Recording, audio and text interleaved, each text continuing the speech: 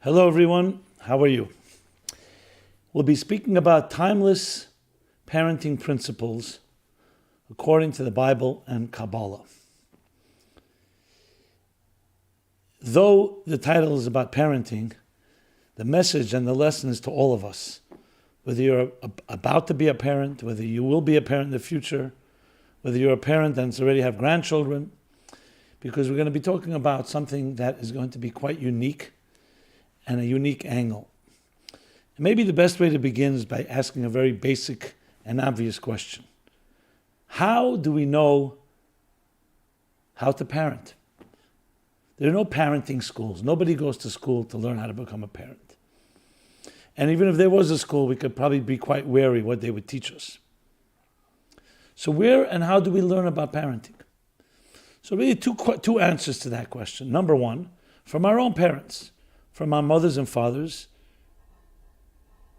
how they parented us, for good or for bad, that determines a lot of what we will do when we become parents ourselves. And the second thing is from trial and error. A couple is blessed with a child or with children and simply making mistakes, with the facing the challenges, hands-on experience. It's a work in progress, and you learn on the job. You learn on the job. Yeah, there's also, of course, instinct that comes into it, a healthy, loving instinct, hopefully, that a parent has to a child. And, of course, as I said, all of it shaped in some way by what we saw in our own homes as we grew up. But then here's the question. How do we know that all that is sound parenting? All that is subjective. If our parents, for example, were not the best parents, or even they tried the best, but they didn't have all the information, and their parents, in turn, were not the best. And as I said, we don't have any schooling. We have no objective model. So how do we even know that we're parenting in the proper way? How do we know that we're not making errors, maybe even grave errors, in when we raise our children? So all this behooves us to look at, do we have a model that we can turn to?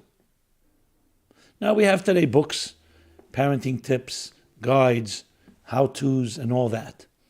But there too, that's based on hopefully some research, some examinations, some introspection, and maybe good advice as well.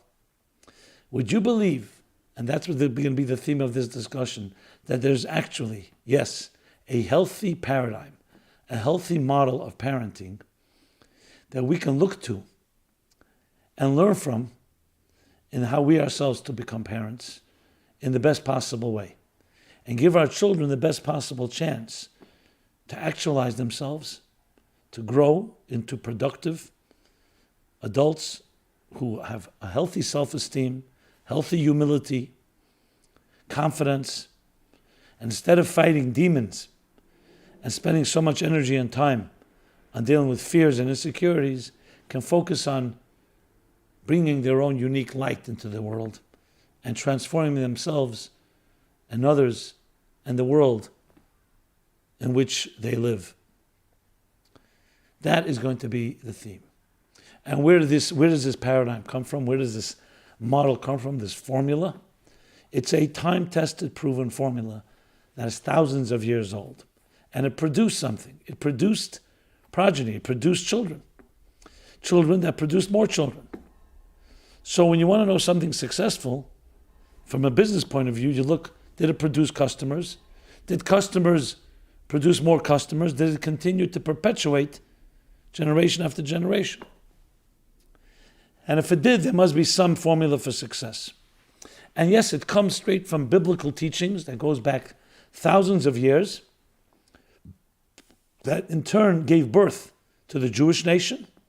But from the Jewish nation, the lessons have been spread and passed on to all the nations. And gleaning from there, we can come away with exactly that proven formula. So then you can then juxtapose and say, okay, here's what I've learned at home from my parents. Here's what my instincts tell me. Here's the trial and error. But I have, as a backdrop, a model that you can compare to. So instead of perpetuating perhaps a dysfunctional parenting model, you actually perpetuate or build and correct a healthy, I can't say perfect, we all have our flaws, but at least we have something to work with. And the truth is, in everything in life, whether it's medicine or science or spirituality or psychology, you always want to have some type of backdrop, some model. Like, if you want to know if you want to know if there's a problem with your lungs, you need to see what healthy lungs look like. If you want to know if there's any issue with anything, you need to juxtapose it over something that is a pure form, a more quintessential state. And then you could say, okay, based on that, I know I've wandered away. Here it's off, here's right, and so on. So we always look for that template that we can compare to and then correct, grow, repair, improve, refine, and so on. So what I'll be doing is talking about certain basic principles and then perhaps use some case studies that we actually find throughout history, interesting studies that teach us, some of them counterintuitive, about how to be the best parent possible and give our children the best chance possible. So let's begin with the first most important statement in the Bible itself. When it describes a human being, what is the first description?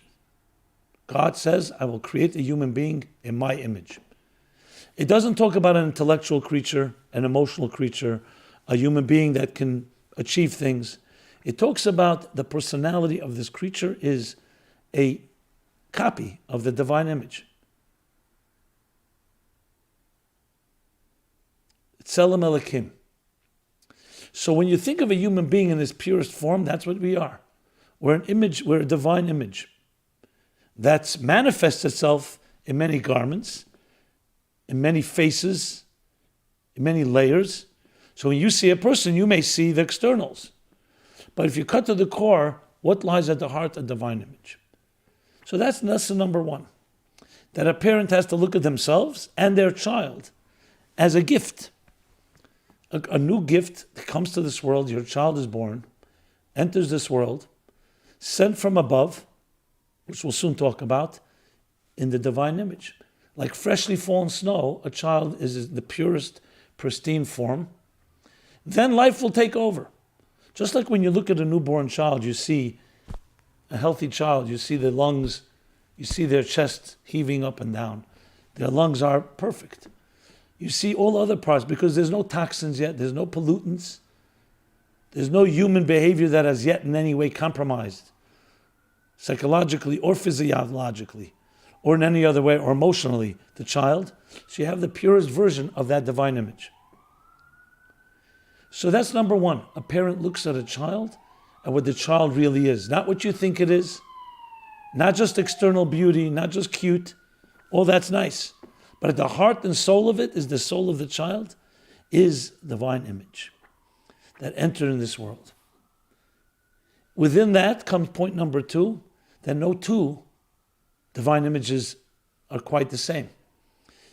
Each one is born with their unique personality, with a unique mindset, which will, of course, emerge as the child grows. You don't see it immediately. And unique skills and skill set and resources and talents and faculties.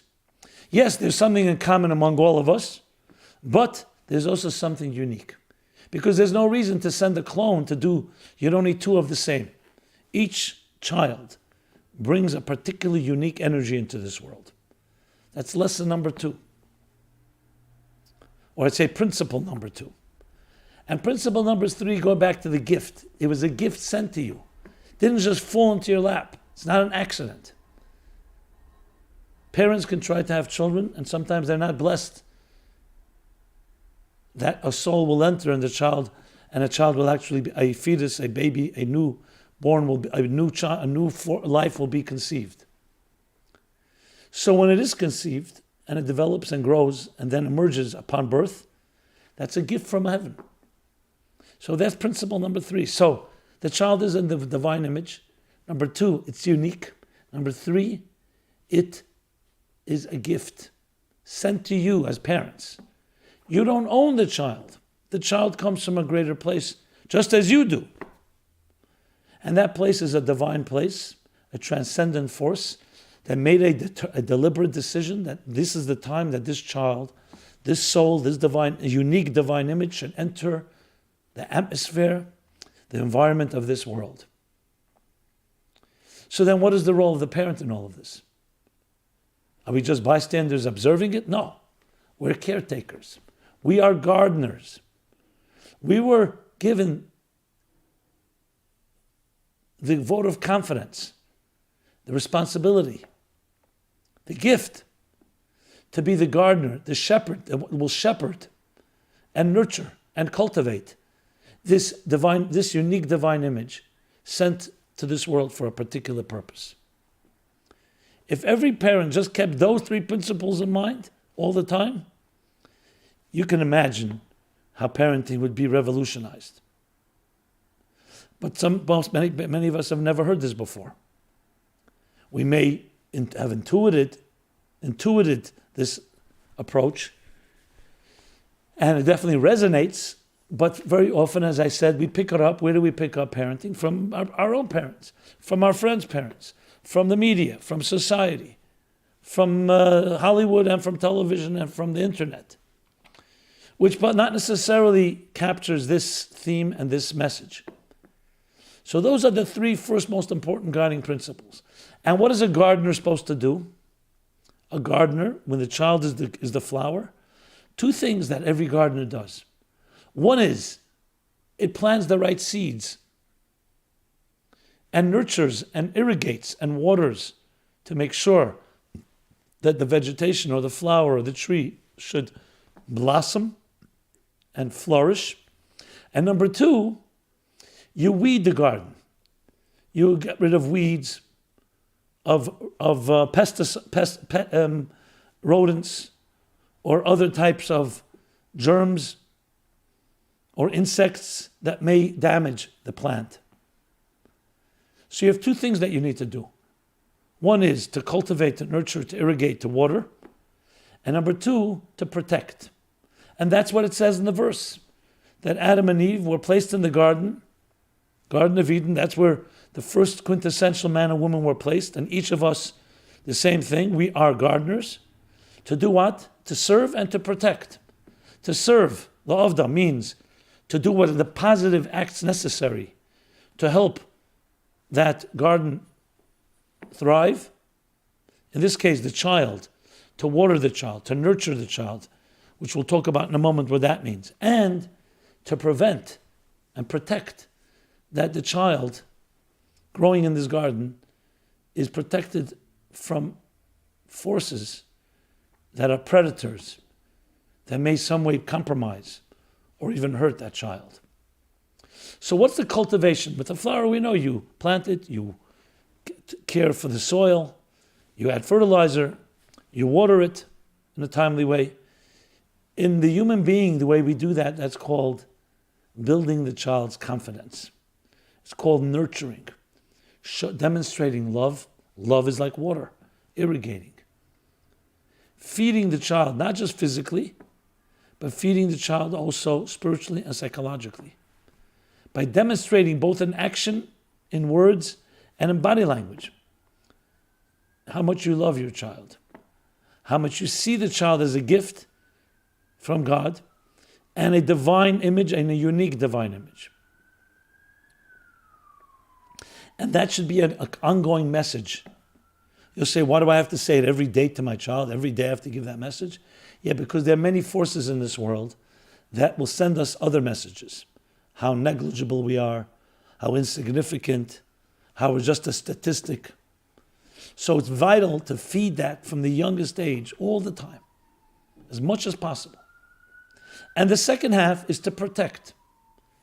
Protect from hostile forces.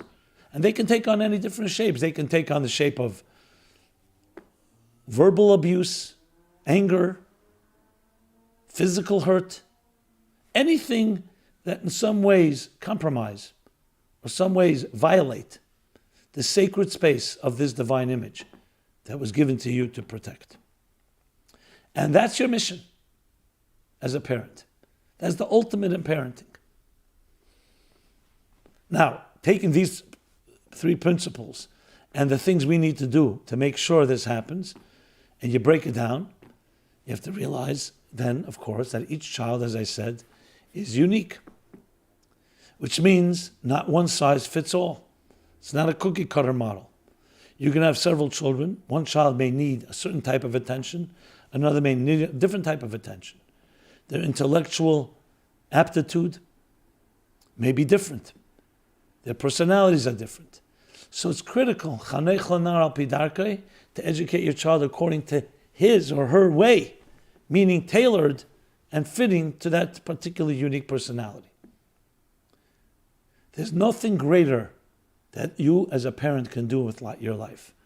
To say, I'm too busy, I'm working what? To give security to my child, and in the process, deprive security from your child, meaning emotional security, that you're there, that you care, that you're invested, you're engaged, is think about that, how ludicrous that is. So obviously we have to balance and we have to find a way to achieve both the ability to work, make a living, and support our families, but even more importantly, support them in the emotional, psychological, spiritual sense of the word. And that cannot be overstated. Because above all, if if your child is fundamentally a divine image, that's the most important thing. If you didn't know that or you didn't care about that, what would be the case? You'd say, you know what, most important thing is me to feed my child physical food, entertain them, do things that are very material in helping the child and providing for the child. But when you know that the child's essence is a divine image, and number two, that it's unique, each child differently, then how do you feed a divine image? How do you sustain it? With divine actions, with divine words and thoughts, with spirituality. How does that manifest in a child's life? We're not talking necessarily the word religious, even though that can come into play, ritual and tradition, but I'm talking about the spiritual, the transcendent. Children by nature, and this brings me to principle four by nature, have a very fertile imagination. They dream, they aspire, they fantasize even. They're creative, they explore. They have that spontaneity, that free abandon, that very often as we become adults, we become much more controlled and much more limited, either because we feel self-conscious or because others have told us that. But there's something beautiful about that enchanted free spirit of the child. We never want to crush that, because that's direct expression of its divine image, of its soul. The more a child becomes a conformist, the more it begins to calculate everything. Obviously, as the child grows older, you have to have intelligence and discretion. But you never want to lose that enchanted side, that sparkle, that ability to just be excited by the moment and grow from there. The challenge is, how do you maintain that while we grow into adults? But as parents, we don't want to crush that. We don't want to just turn the child into a technician, into mechanics. We want the child to always maintain that creative spark, which is what lies at their core. You look at society today, so much of education has taken away that from our children. It doesn't cultivate that part. It almost says, put that aside. That's arts, music, arts, that's like an extracurricular activity. The real thing is master mathematics, master history, master political science, master literature.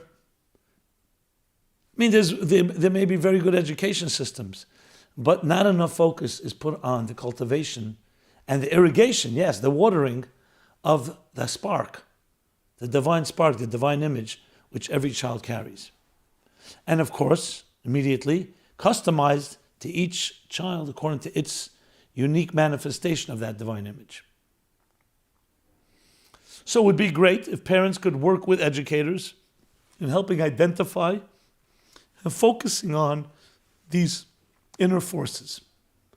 How many things would this preempt? That a child growing into a teenager, that adolescent stage, that awkward stage, and all the confusion that comes with it, and the hormones, and all else that emerges as we turn into first teens, and then young adults, and then adults, and searching for ourselves. If you're able to feed that child from a younger age that they're in touch with their souls, they're in touch with their spirit, they're in touch with that creative energy, then you've given the child unbelievable head start. They still will go through their questions as everyone matures and becomes an independent entity. But you will have fed, you will have prepared them. Think of a tree that was watered properly when it was a little sapling. Then when it grows into a tree, it's not starving. It's not deprived. Same thing with children. As we parent our children and shepherd them and nurture them, we're watering them so they will have the strength and the power to do whatever they will need to do as life develops. One more point to make. The Talmud says that when a child is in its mother's womb, it is taught the entire Torah. Basically, the blueprint for existence is the Torah. It's like an architect or an engineer. They give you the machine and they give you an operator's manual with all the schematics that tells you this is what the machine is made of, this is how it works best, don't do this, do this. Essentially instructions to the gardener. So you could think the child is just a neutral state and it's up to the parent to shape it all. No. Embedded in the DNA, in the inner super consciousness of the child, is the entire blueprint of existence that comes from a higher place. Education is meant to be reuniting with that information, not new information. It resonates something that was there all the time. Because upon birth, we're made to forget. So that blueprint is downloaded within us, in our psyches. It will always be with us. Upon birth, consciously, we're made to forget. But in the superconscious, we retain it. And that's why children have very healthy instincts. Until, again, someone tampers with them. Because as we shall soon talk, children are impressionable. It's very easy to also hurt a child. That's why you need both the nurturing and the protecting. But if you protect and you nurture, that inner voice, that sense of what's right and wrong, will grow in the child because it has it embedded in its being. Just like a child has a natural immune system at work and has other natural faculties, you don't need to create them. You may need to facilitate it if there's, God forbid, an infection. But the child, a human physiological system, a healthy one, has everything built into it to do whatever needs to be done. A child doesn't have to be taught to eat. A child doesn't have to be taught to drink. Doesn't have to be trained to breathe. And all these processes just work naturally. The same thing is on the psychological and spiritual and emotional side of the child. It also has healthy instincts. But it's so easy to distort them. Because parents who may be insecure or may have other stuff that they're projecting, instead of embracing the child and helping that divine image emerge, you impose on the child your own failures and disappointments and attitudes. When a parent yells at a child, for no particular reason, when a parent allows to subject their child to their own particular idiosyncrasies or mishigas, or even worse, essentially, in a way, violating the child, abusing the child, whether subtly or overtly, when the parent is not there to nurture and support, is always critical, judgmental, always wants the child, how do you make me look? Instead of focusing on the child, focusing on themselves. That's what I said, focusing on the divine image, focusing on themselves. What do you think will happen? The impressionable child, just like the impressionable flower, if the gardener doesn't do the job properly, or allows the weeds to grow, or even worse, the gardener himself or herself imposes on the flower or on the plant its own stuff, the flower will be compromised. Children are impressionable like a warm ball of wax. Every experience a child has gets embedded, engraved in that warm wax, and as the child grows, it gets hardened. And then it becomes part of the routine and the pattern and the personality of the child. It's not fundamentally the essence of the child, but now it's so deep. You have to meld the wax again to somewhat dislodge these distortions. But that's the power that parents have, because God entrusted us and said, yes, you have the power, God forbid, the ability to hurt your child, to not protect the child, to not nurture. And that's your responsibility and accountability. I'm trusting you. Do what needs to be done. Don't be lazy. Don't give up. Don't say, I don't know. Find role models. Find others that can help you. So the impressionable child, that free spirit, that divine image, and its unique divine image, the gift given to you is there. You have the power to cultivate it and bring it to life. The parent does. Or to conceal it. What happens when a child is hurt? When a child is criticized again and again? When a child is put down? A child is silenced? That divine image starts to shrivel and curl itself up like in the fetal position inward. The knots that we build. And the child then starts projecting a new image, not the divine image. You know which image? What the parents want. To please them. Child doesn't want to hurt them, doesn't want to disappoint them. Or the same thing with school, the same thing with peer pressure, and the same thing with bullies, or the same thing with the media and internet. You start becoming another persona. You start assuming another persona, and when you wear that mask long enough, you sometimes think that's you.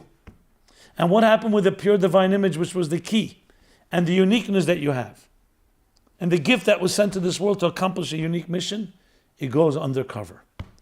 The inner child gets concealed. Then the work is how to free yourself from that. But that's not the focus of this program. This program is focusing on parenting skills, on a formula for healthy parenting.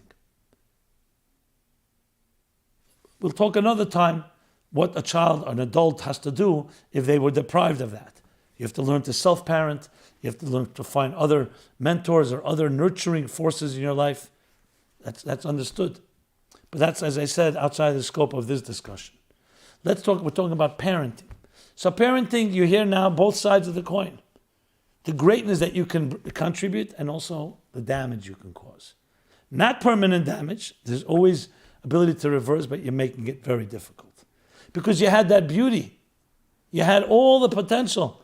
The child was there with the divine image. And now, due to a parent's insults, or a parent's abuse, or a parent's even, I'm not even talking about severe forms of abuse, has caused that to be concealed, to go undercover. So let's focus on the positive. So what do you do to nurture? What you do to nurture, number one, is attention. You can't just water a garden from a distance. You have to bend down, look at each flower, water enough, the right pace, that it absorbs it. You can't flood it. Weeding has to be done also with great care. Care, concern, is a form of nurturing. It's also attention. It shows you're valuable enough for me to pay attention to you. You're worthy. And the contrast is when you don't give that, the child says, what's the matter with me? My parent, my father, my mother, they're not available. That classic story, sad story. Son of a big tycoon, very wealthy, big businessman. And his son needed something, and he's looking for his father. And his father's not available. He's busy at work. The son calls him at work. No, I'm not available now when I come home. Comes home, he's busy, he's watching television, doing other things. The son calls again the next day. His father says, why are you calling me in the middle of work? I told you not to call me. The son does not give up. And then he asks around, they say, your father's a very busy man, and he's making a lot of money that you'll inherit one day. So he realizes, you know what, my father really is doing, his time is worth money. So he calls his father one day, and he says to his father, tell me. Dad says again, why are you calling me now? One quick question. How much do you get paid an hour? What's your hour worth? So his father says, what kind of ridiculous question is that? Anyway, when he comes home, his son is badgering him. How much is your hour worth? So his father, to just get rid of his son, and says to him, whatever, $20,000 my hour is worth, based on his business investments and all that. The next day, the father finds on his bed before he goes to sleep, or not on his bed, I'm sorry, on his desk in his study in the house at home, an envelope. And he opens the envelope, and the envelope has loose change. The son put together, the little boy put together, $3.41. And with a note that says, how much time will this buy me to be with you? Now, a healthy father's reaction is, oh my God, he made a point. It's a good point. I need my son to tell me that. $3.41 is not even half a minute. An unhealthy parent who's so consumed with himself or herself will just dismiss it, some type of childish thing, and maybe even yell at the child. You tell me. I don't think we need to discuss or debate which is the right approach. So care and concern. It's not even about money. It's not even about much time. It's a quality of focus that I know that I'm sitting with you and nothing is more important, my child, than you right now. That's a form of nurturing. And the contrast is not to provide that. That's depriving necessary oxygen and water and moisture and irrigation from your own flesh and blood. Can you imagine? And what's protection? Is the same idea. To ask the child, how's your day going? What's going on at school? What's with your friends? And if you notice something, obviously not micromanage and not control, but if you notice something that may need some addressing, you focus on that too. Not like that mother, another story, that comes to school and the teacher realizes, it's kindergarten, that her son is very clingy and needy. So the woman, the teacher, says, you know what? She musters up the courage. I'm going to speak to the mother, face to face, mother to mother, woman to woman, and hopefully she won't be offended that maybe she should do something at home to give more nurturing to her child. So she sits down with the mother and says, I feel uncomfortable bringing this up. It's your child, but your son is being very clingy lately. And I suggest maybe at home give him a little more attention, a little more catering to, a little more conversation. And the mother's response was, she was surprised. Absolutely. I thank you for telling me. As a matter of fact, the pediatrician told me a similar thing. You know what I did? I called up I summoned my the nanny, and I said, I need you to keep hugging that child more and more and more. You're not hugging the child enough. Now, nannies are very good. They make things convenient. But sometimes children, not just sometimes, always also need their natural mother and father. So that is what you don't want to do. It's just delegate it to somebody else. You have to be there. And that's vital for the child's development and confidence. Because when someone's ignored, even an adult, and then incessantly, repeatedly ignored, at some point you say, what's the matter with me? I'm not worth it. How many people have told me I'm not worthy? Nobody really cares about me. How do you know that? Because my parents didn't really care. Why would anyone else care? It's sad. But you're a divine image, I would respond. No, I don't feel that way. I was never treated that way. I was treated like I'm just a nuisance. So it's vital to realize that though there's the divine image, and it's unique, and it's a gift, you have to reinforce it, as I mentioned earlier. And you have to eliminate other factors that undermine that uniqueness and undermine that divinity, that sanctity of the dignity and majesty of every child. So when you'll go through the stories and history of parenting, this will always be the most prominent message. So just to give an example, let us say a child misbehaves. So what's the right thing to do? Some parents, my child can never do wrong, it's always someone else's fault. The teacher, the school, the friends, and so on. Some are very disciplinarian and they right away punish and ground the child. If you think with the divine image perspective, what you have to think is what's best for the child, not what's best for you, what makes you look good, or what's easiest to do. You're not going by your nature, what's best for the child. Sometimes you have to sit down the child and with great love say, you did something that needs correction. And I love you. Because I love you, I want you to, together, let's do something. And maybe show them some discipline. But all saturated with love. Not to just ignore it, but to correct. And you not allow yourself to get in the way. Abraham and Sarah had a disagreement. Ishmael, Abraham's son, with Hagar, was misbehaving, and he was being a bad influence on Isaac, who was Sarah's child with Abraham. And Sarah said, he's being a bad influence.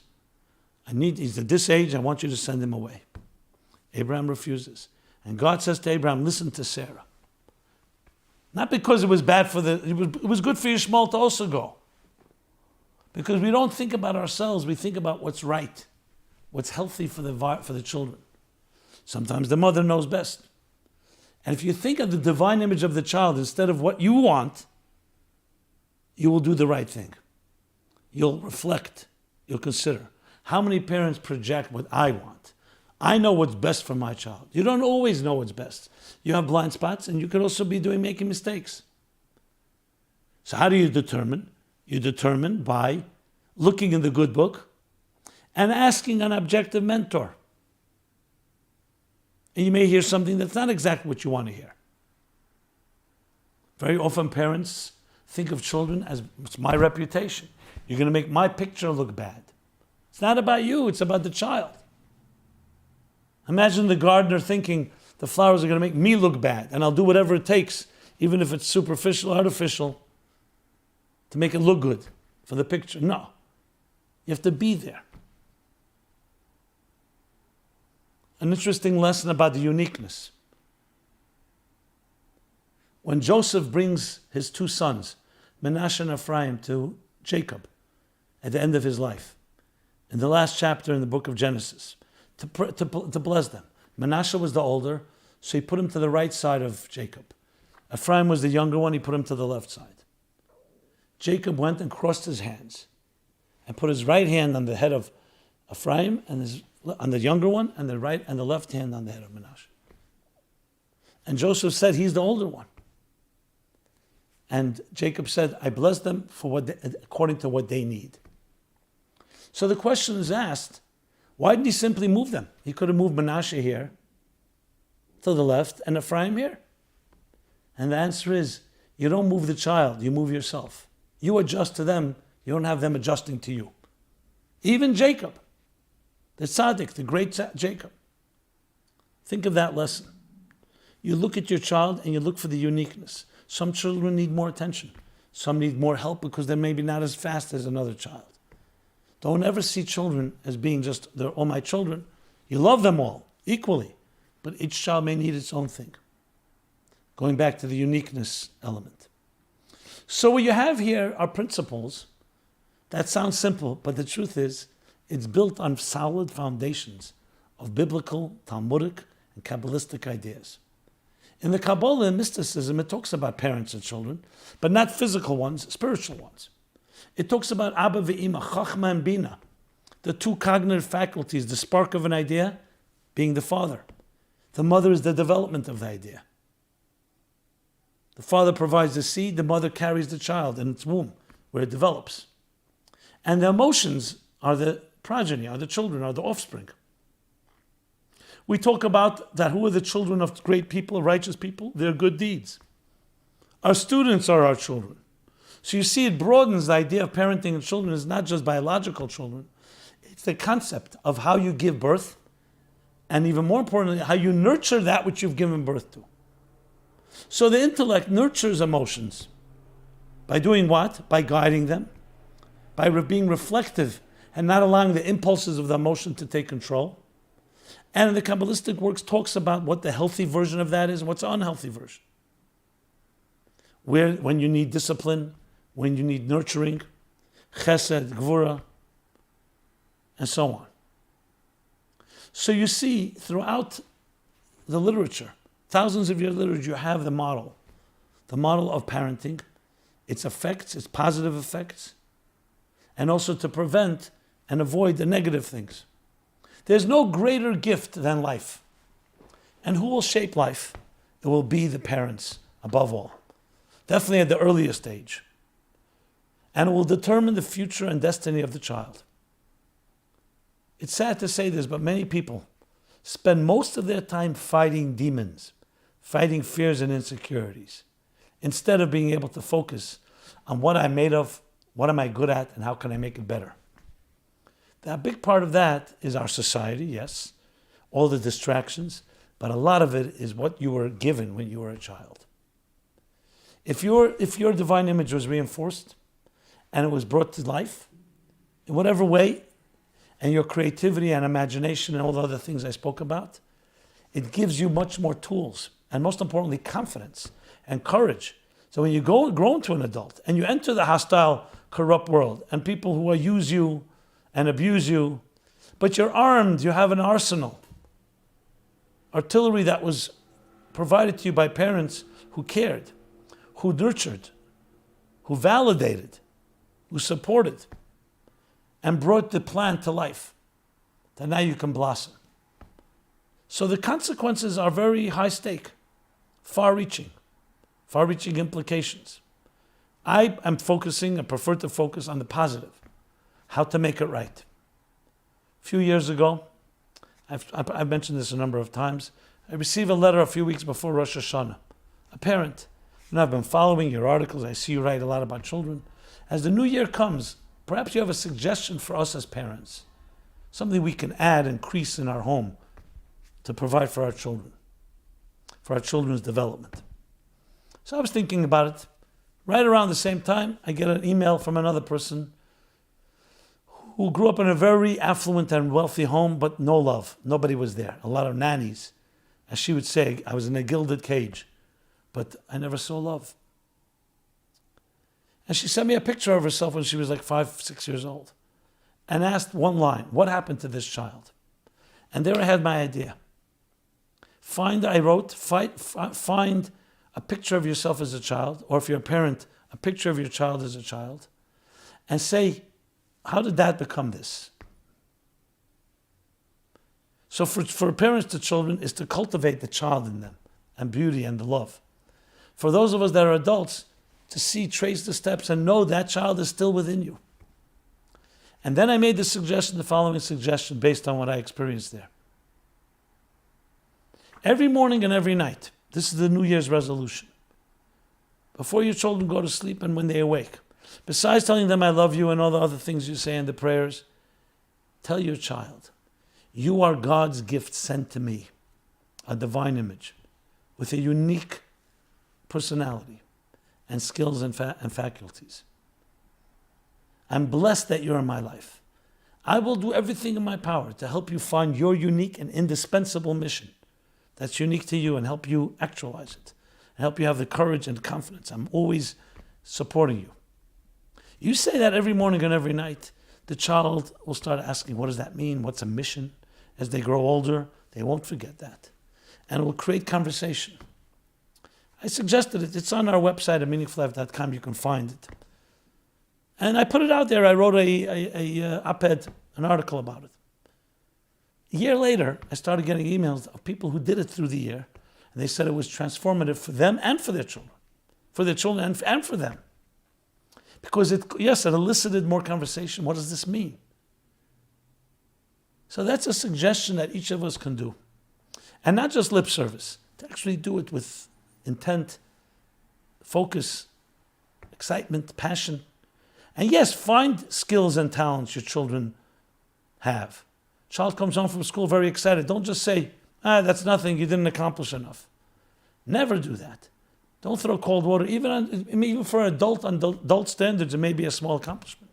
But for that child, they're so proud. So help them create an arts and crafts assignment. To do something they enjoy doing. Every child has things they enjoy. How many things can that preempt? That preventive medicine? By nurturing, by irrigating, by watering. Who knows? And there's no limit to how much you can do. The key thing is to remember the perspective that I'm describing here. It's a perspective that we are not taught. We're not trained. Some of us may have come to it, some of us may have intuited it, but there's even more to say than what I've said till now. But that's the story, my friends. That gift. And when you go through the stories in the Bible, you'll find parenting lessons. You'll also find things that parents should not do. which of course requires its own study. How Abraham and Sarah I mentioned, there's Rivka and Isaac, there's Jacob, Leah and Rachel, and their children. They had problems. There were many challenges, even Adam and Eve and Cain and Hevel. But there are also tremendous lessons of the Mesiras Nefesh, the selfless dedication that parents thought only about their child. How Yocheved, the mother of Moses, sacrifices herself. Pharaoh is killing all the Jewish boys. She hides him. He's shining with light as he enters the home. She puts him into a basket, carefully crafted, waterproofed, on the edge of the water, sends her daughter Miriam to watch the boy. Think of the sensitivity of that. And now the Torah places focus on that. The care. When Jacob's about to pass away, he calls Joseph and says, I want you to take after I pass my body, I want it to be buried in the Ma'aras HaMachpelah, the Ohel, the grave site of my parents and grandparents. And you may think, he tells Joseph, I didn't give that courtesy, grant that courtesy to your mother, Rachel. We buried her on the side of the road, Kever Rachel. You'll see it's not in Ma'aras HaMachpelah. But no, that's where your mother wanted to be. Because Rachel mevakal baneha. Rachel cries for her children. And she preferred to be on the road that when the Jews left Jerusalem, when the temples were destroyed, distraught, broken, demoralized, that they'll see Rachel's tombstone, Rachel's tomb, I should say, and they will be consoled and comforted because their mother is crying for them. That's a mother. And the list goes on of mothering and fathering throughout different stories, but they all come down to one thing. It's not about me. Just like my child's soul was sent down here for a purpose, not for self-indulgence, so too as I as a parent was sent for a purpose. And part of that purpose is to nurture and water and cultivate and love that child and allow that divine image to emerge through its unique talents, through its unique skills, in making a mark in this world. I'm specifically keeping this very sharp and focused because I don't want to go off on many tangents, because this alone, what I shared, if we can adapt and assimilate, internalize that approach, it could change lives, it could change the world. It's a message every parent needs to hear, and a message all of us need to hear. Because whether you're a parent or not, as I said at the outset, you have people you meet, you have people friends, there's also nurturing on that level. And then there's the day that you will be blessed with a child. Those of us that were not blessed, there's other ways that we express that element of giving, of nurturing, of caring, of cultivating, of watering. Because we are all gardeners in Gan Eden, in the Garden of Eden. We're all gardeners in the world, in the sphere of influence we have. Our mission is to make it into a garden, which requires doing the right things and avoiding weeding and avoiding the negatives. And when we do that, we create a garden of our own environment, in our own home, at workplace, where we travel. And then when people see you, they see a gardener. They see someone who is a shepherd, who looks to nurture, who looks to support, looks to validate, and looks to help every individual they meet be the best they can be, to bring out those unique strengths that the divine image each of us has. We will do more parenting workshops, but this is the basis and the foundation. We'd love to hear your feedback, your comments, your critique. So please, you can do that on the YouTube channel, on Facebook, on our social media, on our website, meaningfullife.com. Please share, please like, please help us get the word out there. We live in a world which is desperate for this nurturing message. We have all the technology, we have all the machines to make life easy. But the nurturing of the spirit, the machine cannot do. It can keep you distracted. It can keep you busy. It can simulate as if you're getting nurtured. But nurturing happens when we look at each other, when we love each other, when we care for each other. And yes, we can use technology, as I'm doing right now, to broadcast this message, to share it. Why shouldn't it go viral to everywhere? And it doesn't take away from all our gifts of this life. All the technology, all the accessories, all the props, they're props. So you can use them well when you're a nurtured entity, when your divine image is emerging. Use all these tools. But if you don't have that divine image, then they're just tools. It's like having a big playground and not knowing what direction to take. So partner with us, my friends. Join us. The Meaningful Life mission is precisely that, to help you find your unique mission in this world, for which you were sent as a child and as an adult. And to join together like different musical notes in a large composition to create the grand cosmic symphony. A world of unity, harmony within diversity, unity, brotherhood, sisterhood, where we all bring our unique sense of self and we all complement each other. This has been Simon Jacobson, Meaningful Life Center, meaningfullife.com. We're here every Wednesday. I give this class live, beginning at 8:30. Please subscribe. And as I said before, I welcome all your feedback. Everyone have a blessed week, a nurturing week, a parenting week.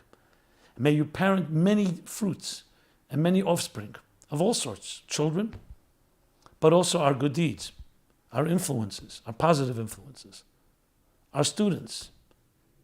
Everyone we come in contact with can be someone you've helped parent. You know what it says? Someone who teaches something to another, even if they're not your biological child, it's considered as you've given birth to them. Because you've given them something, you've renewed their energy, you've given birth.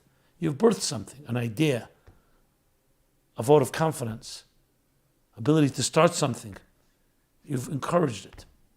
So be blessed and let us all be parents in that sense of the word. Thank you so much.